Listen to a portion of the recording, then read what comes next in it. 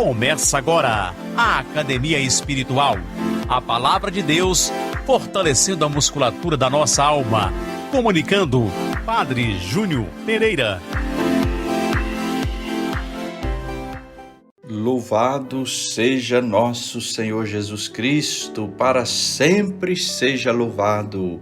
Salve Maria, Mãe da Misericórdia. Estamos chegando nesta terça-feira, dia 6 de julho, com a nossa Academia Espiritual. Se você está nos acompanhando no canal do YouTube, não esqueça de deixar o joinha aí para que este vídeo possa chegar a mais e mais pessoas. Queridos irmãos, estamos na 14ª semana do tempo comum. O evangelho de hoje, Mateus capítulo 9, versículos de 32 a 38. Proclamação do evangelho de Jesus Cristo segundo Mateus. Naquele tempo, apresentaram a Jesus um homem mudo, que estava possuído pelo demônio. Quando o demônio foi expulso, o mudo começou a falar. As multidões ficaram admiradas e diziam: nunca se viu coisa igual em Israel. Os fariseus, porém, diziam: é pelo chefe dos demônios que ele expulsa os demônios.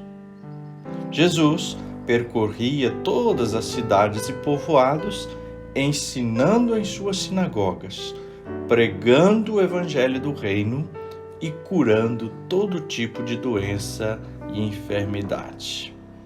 Vendo as multidões, compadeceu-se delas, porque estavam cansadas e abatidas, como ovelhas que não têm pastor. Então disse aos seus discípulos: a messe é grande, mas os trabalhadores são poucos.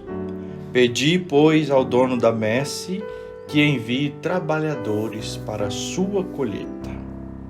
Palavra da salvação, glória a vós, Senhor.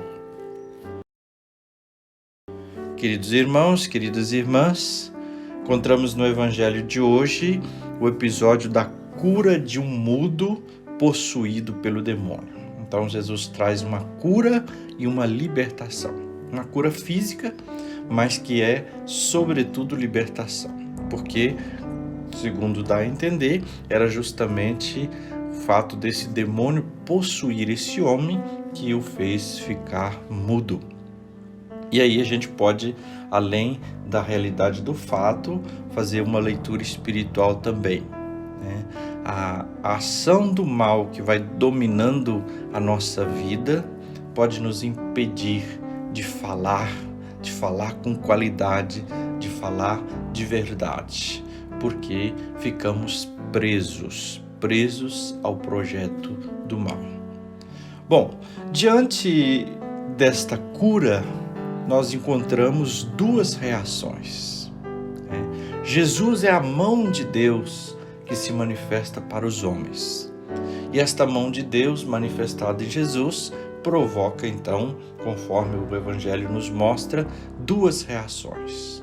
De um lado, um povo que se entusiasma, que fica feliz, que fica admirado. Nunca se viu coisa igual em Israel.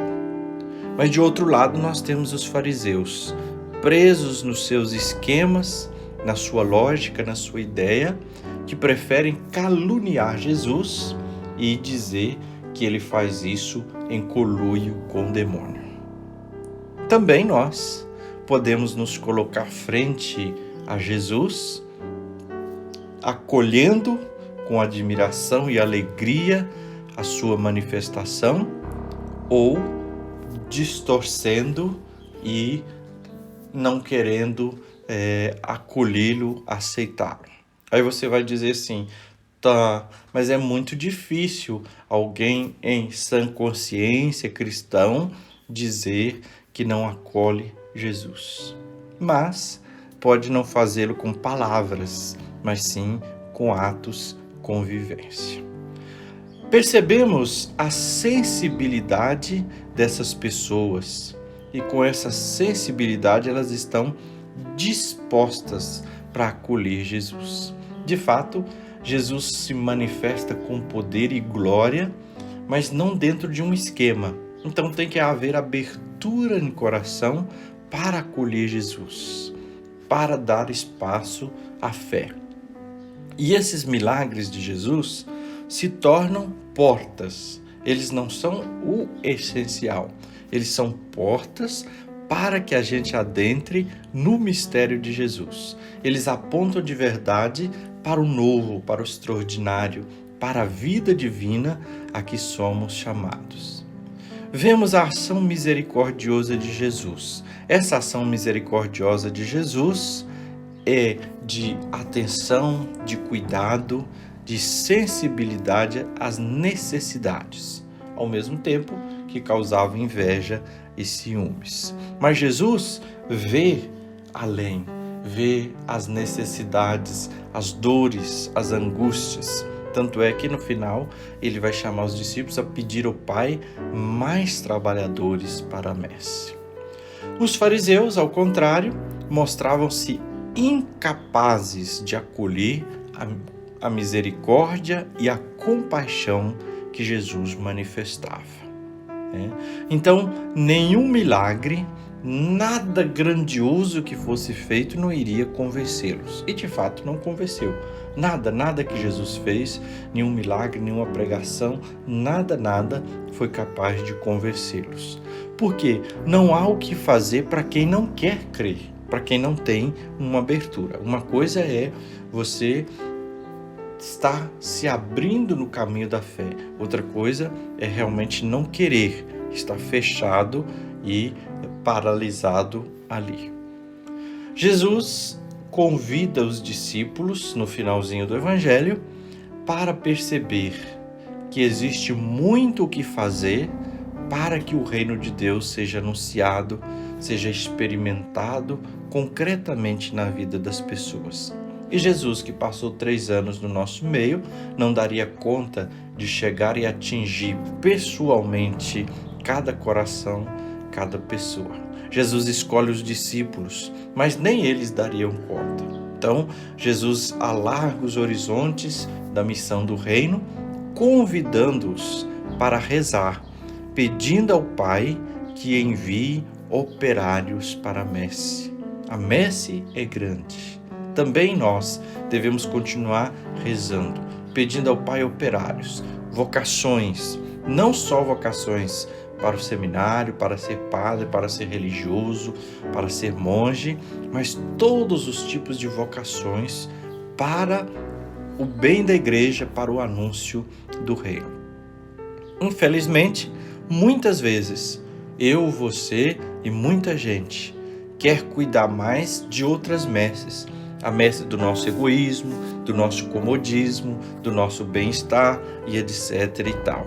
E pouco nos comprometemos com a messe do Senhor. Rezemos, pois, pedindo ao Senhor operários, pedindo ao Senhor que nos capacite para também participarmos desta missão e desta obra.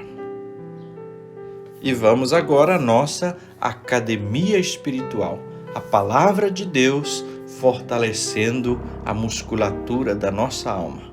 3 passos simples que podem te ajudar a rezar esta palavra de Deus.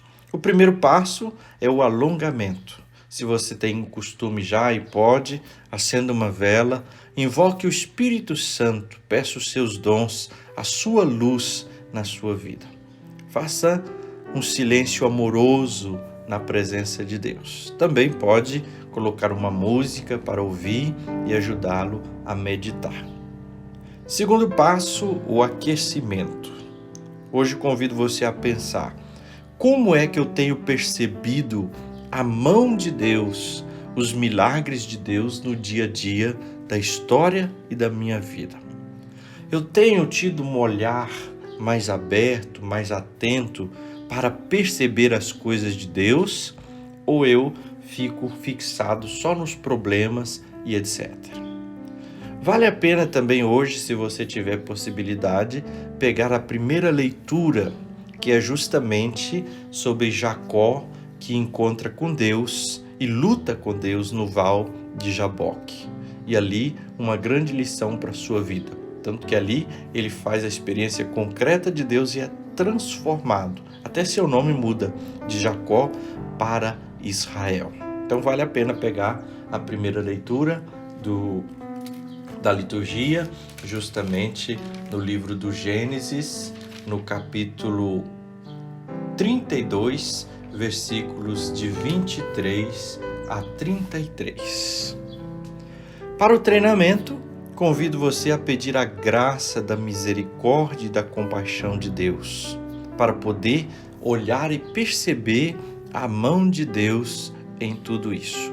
Encerre sua oração rezando espontaneamente ou alguma oração que você tiver pelas vocações. Que Deus te abençoe e te guarde. Que Ele esteja acima para abençoar, atrás para guardar, à frente para guiar, ao lado para acompanhar. Que Ele volte o seu rosto e dê sua paz e sua bênção. Que ela desça abundantemente. Em nome do Pai, e do Filho, e do Espírito Santo. Amém.